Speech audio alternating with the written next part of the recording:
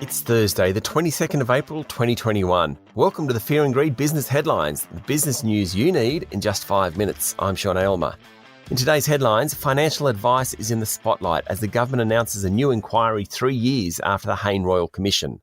Plus, retail sales surge allaying fears of a slowdown in consumer spending, the entire board of Australia Post to face a Senate inquiry, and China's man in Canberra calls Australia conniving.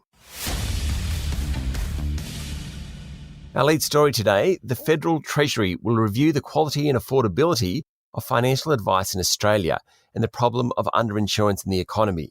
The review announced by the government yesterday will determine whether ethics and standards in the industry have improved 3 years after the Royal Commission into banking. The inquiry will also consider the critical issues of quality and affordability of advice. The financial advice industry has struggled in recent years. The major banks have shifted out of the sector. AMP, once the country's biggest provider of advice, is trying to downsize its business.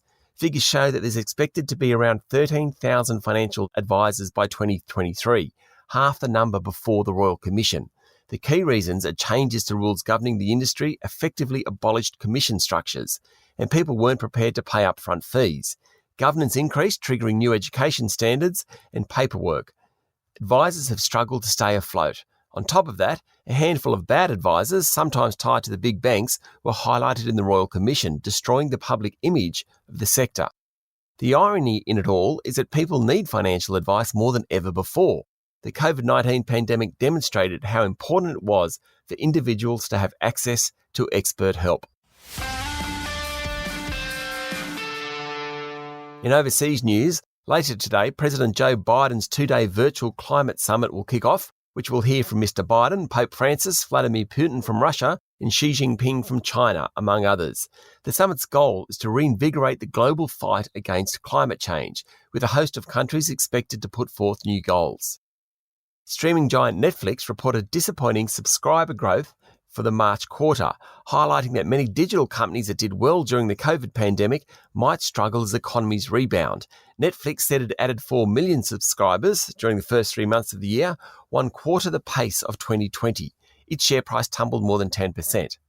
And the new European Super League has collapsed less than a week after it was announced, after the 6 English football clubs pulled out, leaving just 3 Spanish and 3 Italian sides in the competition. Locally, March retail sales rose by 1.4%, allaying fears about the slowdown in consumer spending. So far this year, retail sales have been soft, but the latest figures from the Bureau of Statistics were stronger than forecast, and annual sales are up 2.3% from a year earlier. Spending in cafes, restaurants and takeaway services was strongest, with Victoria and Western Australia leading the way. The result follows a boost to consumer sentiment during the month, low interest rates and ongoing strength in the employment market. The entire board of Australia Post will be called to give evidence to the Christine Holgate inquiry, including several who have strong links to the Liberal Party. The inquiry is looking into why the former boss of Aussie Post gave 4 senior staff members Cartier watches and whether it was appropriate. Calling up the entire board is extremely unusual. China's deputy head of mission in Australia has said his country has done nothing intentionally to hurt its relationship with Australia, conveniently leaving out the different bans and tariffs placed on Australian goods over the past year. Instead, Australia and the United States' actions to block Chinese company Huawei from 5G networks was a way of suppressing China's economic interests. Huang Jining said Australia had connived with the United States in a very unethical, illegal, immoral suppression of Chinese companies. Really? The comments came as Foreign Minister Marise Payne said she would use new powers to end Victoria's so-called Belt and Road agreements with China. The new powers allows the Commonwealth to veto deals it views as contrary to the national interest, and it will cancel 4 agreements, 2 with China and 1 each with Syria and Iran. Pfizer and Moderna-style vaccines could soon be manufactured in Australia after the Victorian government committed $50 million towards establishing a facility to produce mRNA coronavirus vaccines.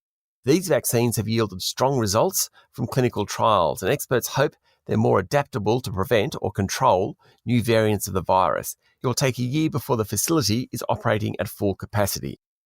And financial services group La Trobe Financial is considering listing on the ASX or a trade sale as it looks to take the next step in its growth. La Trobe is owned 80% by US investment group Blackstone and 20% by the O'Neill family, who started the business back in 1952.